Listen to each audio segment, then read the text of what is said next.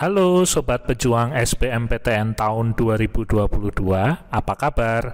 Semoga dalam keadaan baik dan sehat. Bertemu kembali dengan saya, Vian Lukas. Hari ini kita akan membahas soal yang dikirimkan oleh salah satu Sobat Pejuang SBMPTN. Mari kita bahas soalnya bersama-sama. Soalnya adalah sebagai berikut. Jika Indonesia mengalami inflasi, maka harga-harga barang secara umum mengalami kenaikan. Masyarakat juga cenderung tidak ingin menyimpan uangnya di bank karena tingkat suku bunga mengalami penurunan. Kebijakan yang sebaiknya dilakukan oleh bank sentral untuk mengatasi keadaan tersebut adalah titik-titik. A. Menerapkan kebijakan fiskal kontraktif dengan cara menurunkan tarif pajak. B. Menerapkan kebijakan fiskal ekspansif dengan cara menurunkan subsidi. C. Menerapkan kebijakan moneter kontraktif dengan cara menaikkan tingkat diskonto. D. Menerapkan kebijakan moneter ekspansif dengan cara menurunkan tingkat diskonto. E. Menerapkan kebijakan moneter dengan cara melonggarkan kebijakan kredit. Pembahasannya adalah sebagai berikut. Arti kata dari inflasi adalah naiknya harga-harga secara umum, secara keseluruhan. Salah satu penyebab dari terjadinya inflasi adalah jumlah uang yang beredar terlalu banyak. Ketika jumlah uang yang beredar terlalu banyak, maka masyarakat cenderung konsumtif, cenderung membelanjakan uangnya untuk membeli barang. Sehingga permintaan mengalami kenaikan dan jumlah barang yang tersedia tetap tidak bertambah. Maka dari situlah harga-harga akan mengalami kenaikan dan terjadilah yang namanya inflasi. Salah satu cara yang dilakukan oleh pemerintah untuk mengatasi inflasi adalah dengan melakukan kebijakan moneter, dengan menurunkan jumlah uang yang beredar. Nah, mari kita cermati pilihan jawabannya. Yang pertama adalah menerapkan kebijakan fiskal, jawaban A. Nah, ini sudah pasti jawaban A adalah jawaban yang salah, karena yang ditanyakan adalah kebijakan moneter, sementara di sini tertulis kebijakan fiskal. Begitu juga dengan jawaban B. Ya, jawaban B juga jawaban yang salah, karena kebijakan fiskal berbeda dengan kebijakan moneter. Kebijakan moneter dilakukan pemerintah melalui Bank Indonesia, sementara kebijakan fiskal indikatornya menggunakan anggaran pendapatan dan belanja negara atau APBN. Kemudian jawaban C, menerapkan kebijakan moneter kontraktif dengan cara menaikkan tingkat diskonto. Nah, ini boleh disimpan dulu jawabannya. Ini merupakan kebijakan moneter dengan cara menaikkan tingkat diskonto. Apa yang disebut sebagai tingkat diskonto? Tingkat diskonto itu adalah tingkat suku bunga tabungan dari bank umum. Ketika bank sentral memutuskan untuk menaikkan tingkat suku bunga atau tingkat diskonto, maka harapannya adalah masyarakat cenderung untuk menabung. Jadi tujuannya adalah supaya motivasi dari masyarakat untuk menabung menjadi meningkat. Dengan harapan ketika masyarakat menabung uangnya di bank, maka jumlah uang yang beredar akan semakin berkurang. Jadi jawaban C ini merupakan jawaban yang tepat, tapi kita simpan dulu. Nah, kemudian jawaban yang D, menerapkan kebijakan moneter ekspansif dengan cara menurunkan tingkat diskonto.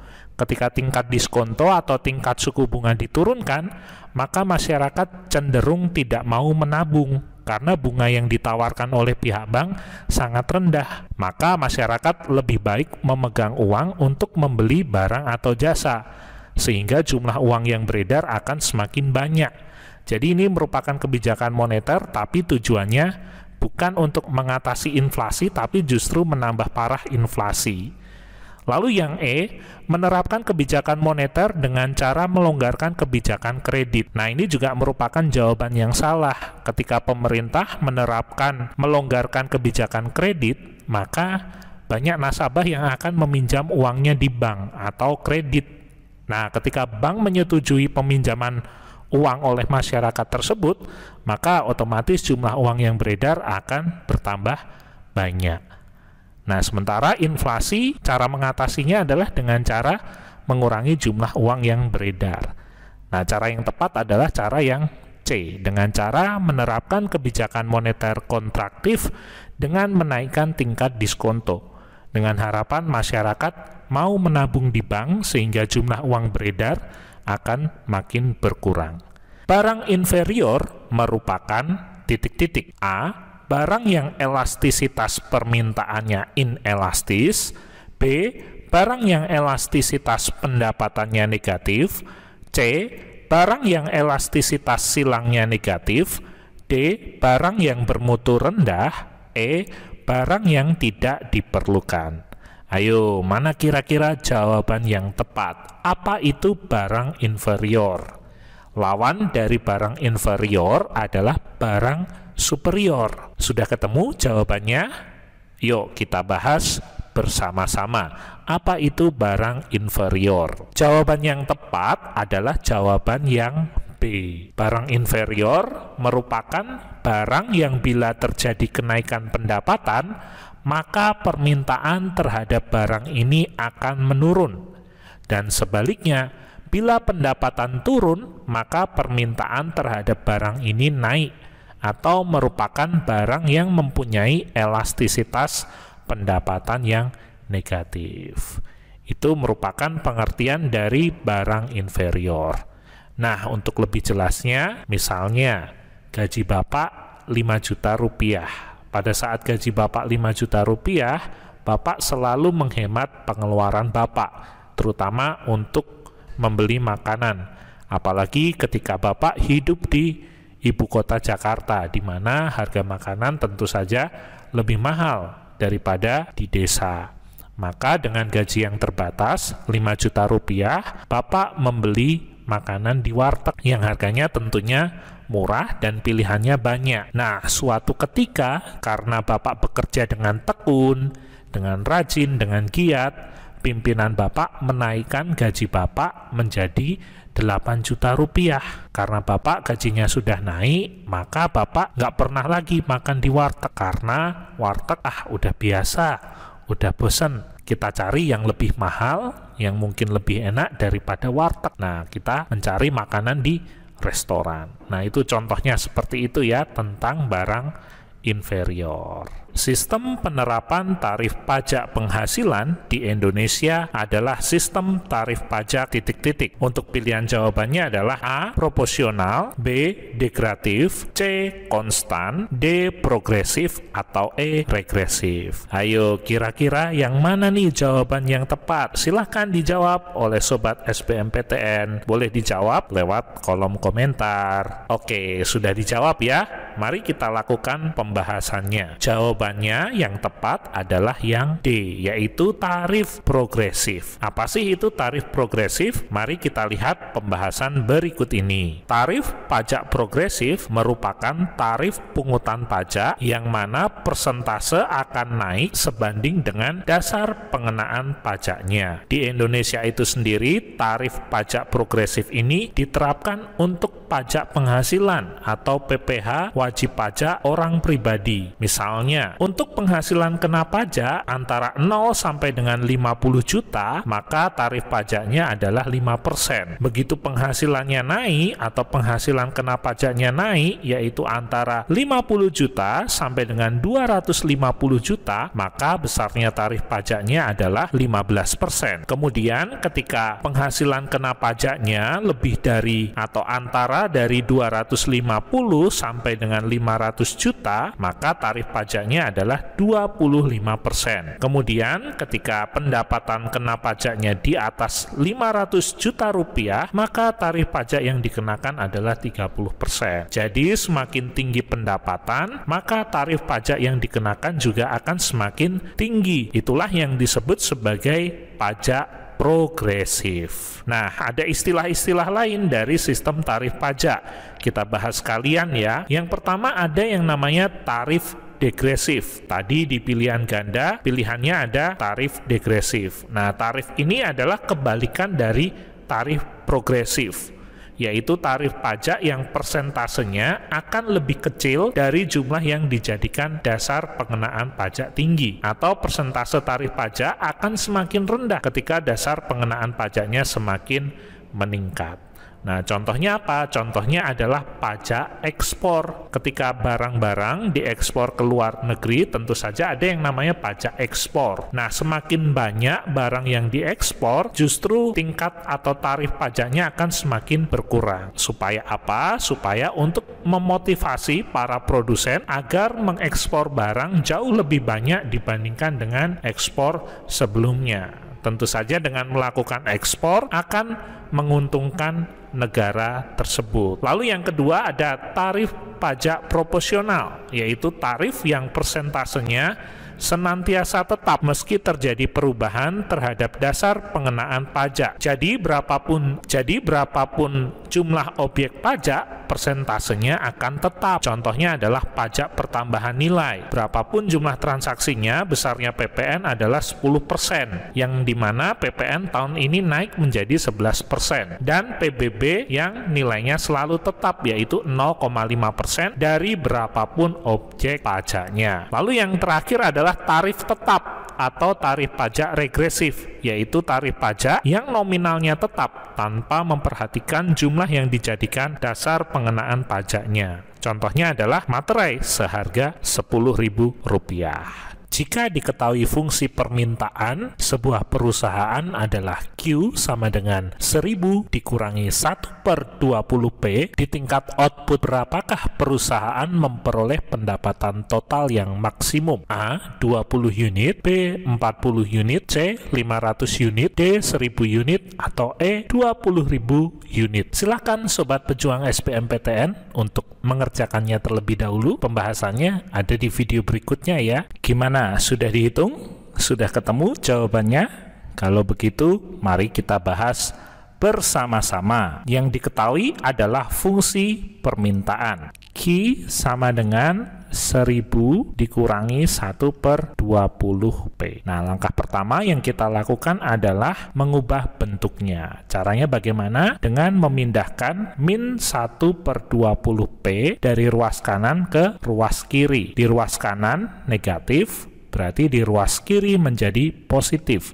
1/20P sama dengan 1000 dikurangi Q. Paham ya sampai di sini? Karena dipindah ruaskan. Q-nya tadinya di kiri positif, dipindah ke kanan menjadi negatif. Nah, setelah itu kita sederhanakan bentuknya. 1/20P kita ubah menjadi P. Berarti 1/20P berubah menjadi P, artinya 1/20 dibagi 1/20. Nah, maka 1000 juga dibagi 1/20, atau sama dengan 1000 dikalikan 20/1. Hasilnya adalah 20.000 dikurangi dengan Q dibagi 1/20, atau sama dengan Q dikalikan 20/1. Hasilnya adalah 20 Q. Nah, ini bentuk P. Jelas ya teman-teman semuanya? Nah, yang ditanyakan adalah pendapatan total yang maksimum. Nah, pendapatan total atau penerimaan total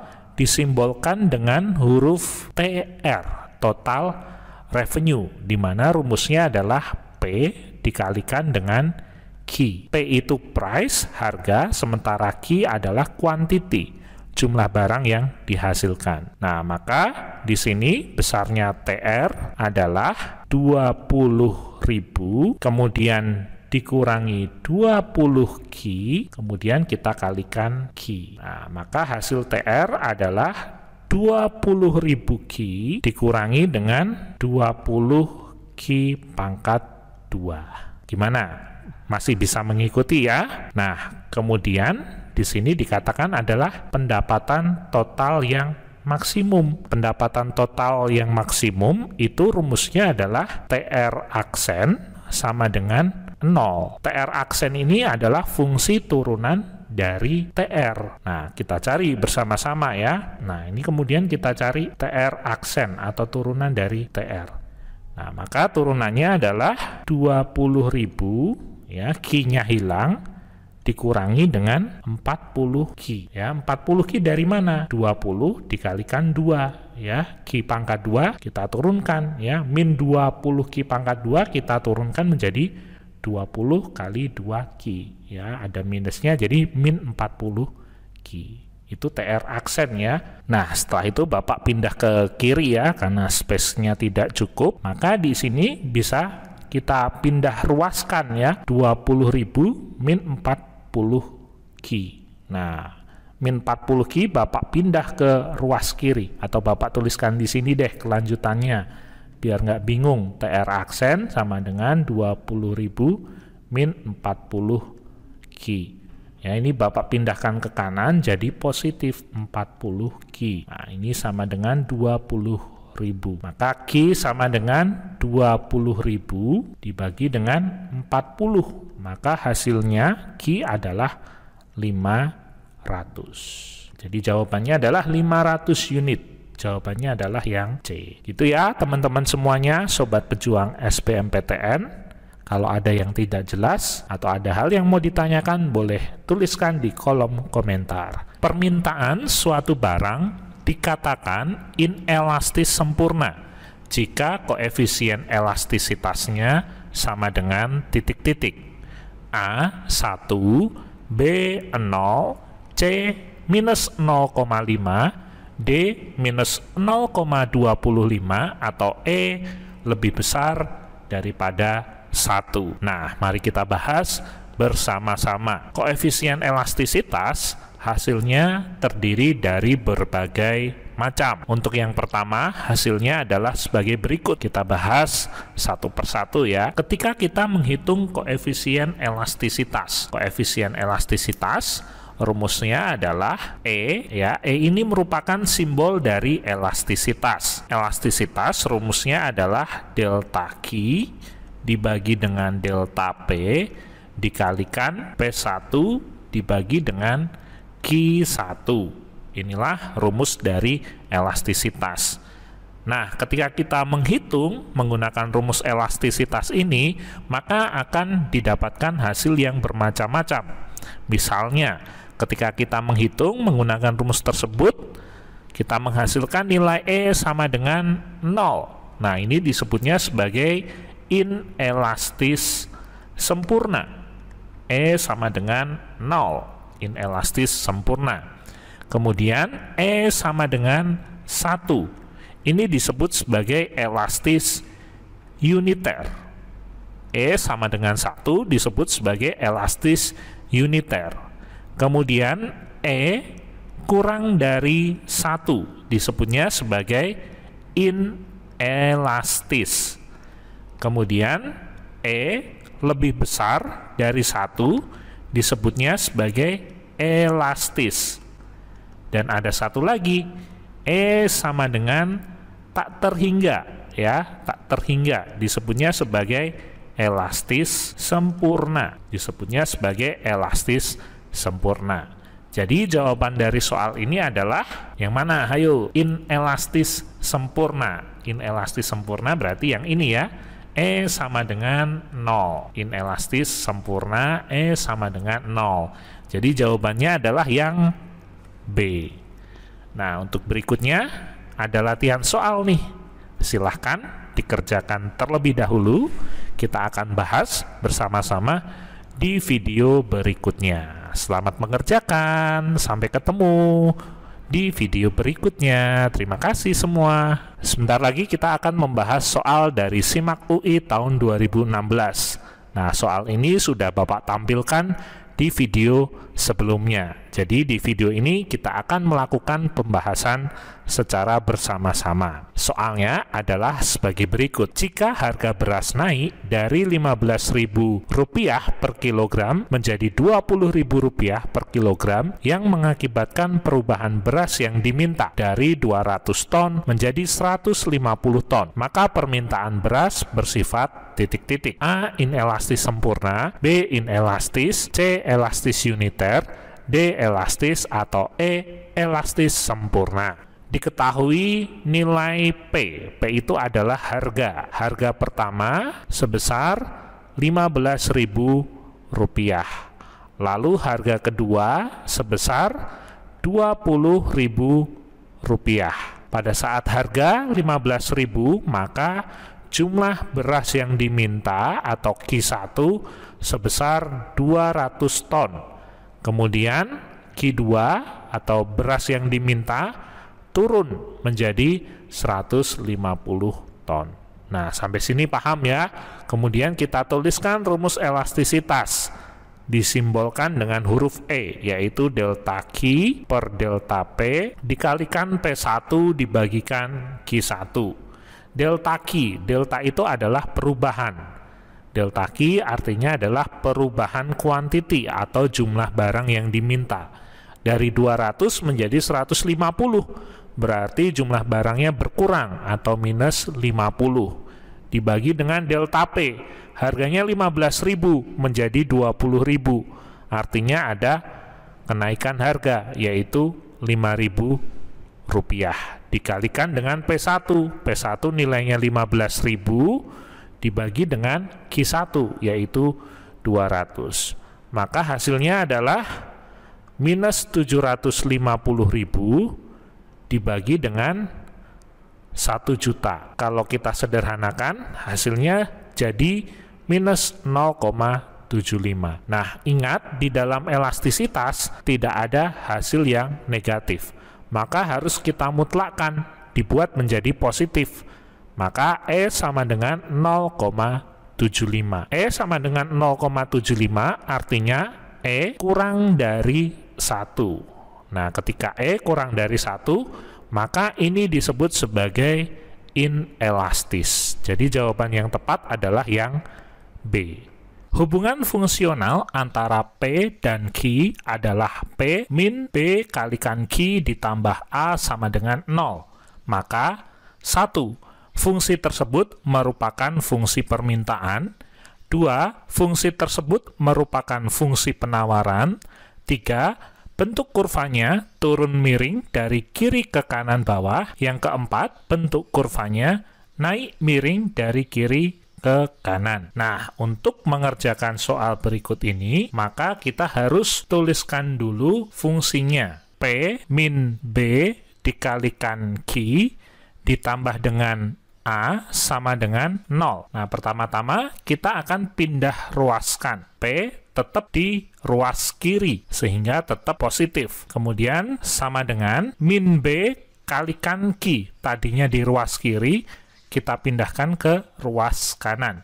Menjadi B kalikan Q plus A di ruas kiri, kita pindahkan ke kanan menjadi min A. Nah, dari sini kita bisa menjawab soal tersebut. Gradien B, ini ya, gradien B berbentuk positif. Maka sudah dipastikan fungsi ini adalah fungsi penawaran. Karena di sini komponen gradiennya atau B-nya adalah positif. Nah, kita lihat hukum penawaran. Hukum penawaran berbunyi ketika harga mengalami kenaikan, maka jumlah barang yang ditawarkan juga akan mengalami kenaikan. Begitu juga sebaliknya, pada saat harga mengalami penurunan, maka jumlah barang yang ditawarkan pun juga akan menurun. Nah, jadi antara P dan Q itu berbanding positif. Artinya ketika harga naik, maka kuantitinya ikut naik. Tapi sebaliknya, ketika P-nya turun, maka kuantitinya ikut turun. Jadi sudah bisa dipastikan fungsi tersebut merupakan fungsi penawaran. Jadi jawaban yang kedua adalah jawaban yang benar. Nah, kemudian jawaban yang pertama salah ya, karena fungsi permintaan. Kemudian jawaban yang ketiga,